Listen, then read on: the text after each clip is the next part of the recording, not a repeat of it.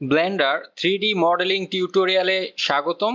Part 3তে আমরা কিভাবে material তৈরি করতে হয় এবং অ্যাপ্লাই করতে হয় সেটা দেখেছিলাম। পার্ট 4-এ মানে এই পর্বে আমরা দেখব কিভাবে টেক্সচার অ্যাপ্লাই করতে হয়। তাহলে চলুন শুরু করা যাক। লাস্ট পার্টে আমরা এতটুকু তৈরি করেছিলাম, এখন আমরা এখানে টেক্সচার অ্যাপ্লাই করব। টেক্সচার অ্যাপ্লাই আমরা শেডিংয়ে যাচ্ছি, শেডিং, ওকে।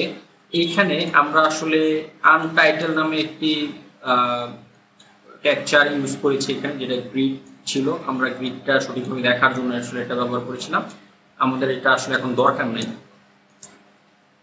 দেখেন এখানে আমরা টেক্সচার ইউজ করব।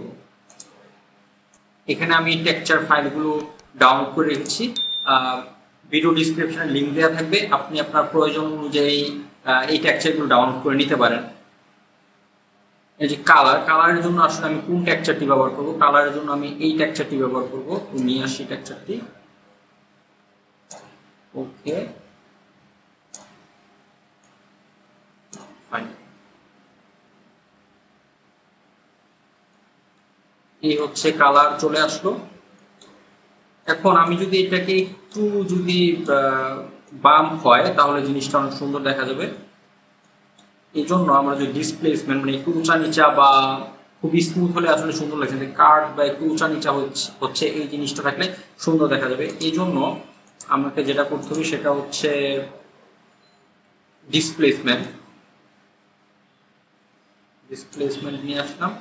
ডিসপ্লেসমেন্টটার সাহায্যেই আসলে আমরা এটাকে একটু রাফ করে দিতে পারি, ডিসপ্লেসমেন্ট। এবং এখানে হচ্ছে আমাদের একটা বাম্প প্রয়োজন হবে, শিফট এন দিয়ে। এখানে হচ্ছে কোথায় আছে বাম্প জানি না কোথায়, তো আমি সার্চ করি বিএম, ওকে বাম্প চলে আসলো।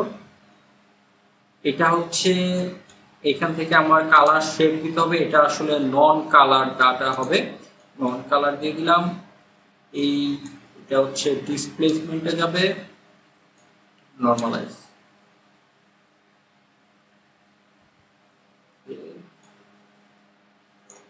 ডিসপ্লেসমেন্ট না, এটা হচ্ছে হাইট, ওকে। অনেকটা কিন্তু একটু রাফ চলে আসছে, এটা যেন উড সেটা বোঝা যাচ্ছে। আমি যদি এটাকে আরো স্ট্রং করি, না সুন্দর হচ্ছে না, ওকে না একটু স্মুথ করতে হবে, ফাইন। এই হচ্ছে আমাদের টেক্সচার অ্যাপ্লাই করা হয়ে গেল।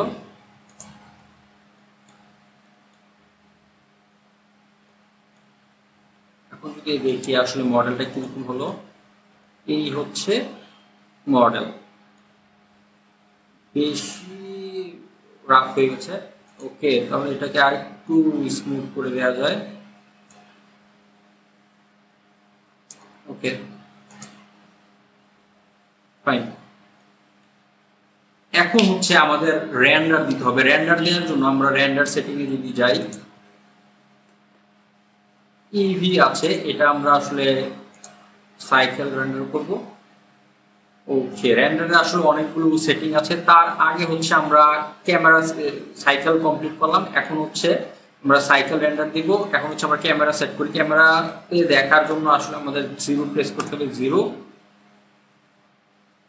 করলে এরকম। যদি আমাদের ক্যামেরা পজিশন চেঞ্জ করার প্রয়োজন হয় তাহলে আমরা খুব মজার একটা অপশন, সেটা হচ্ছে কন্ট্রোল আল্টার আর কিউ যদি একসাথে প্রেস করি তাহলে হচ্ছে আমরা চারটা অংশে দেখতে পাবো।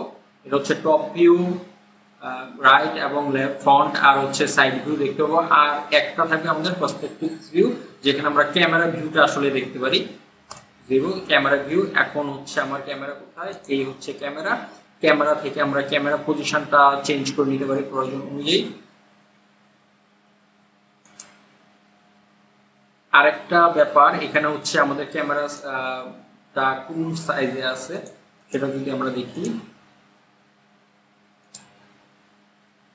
এটা অনেক বড় মনে হচ্ছে, 1080 করে দিই, ওকে।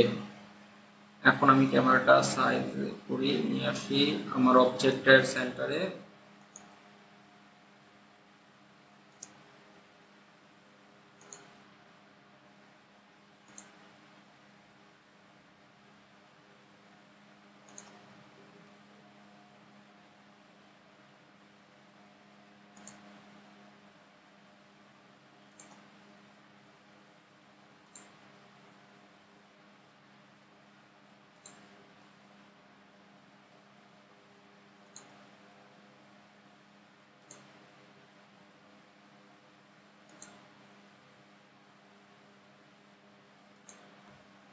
ওকে,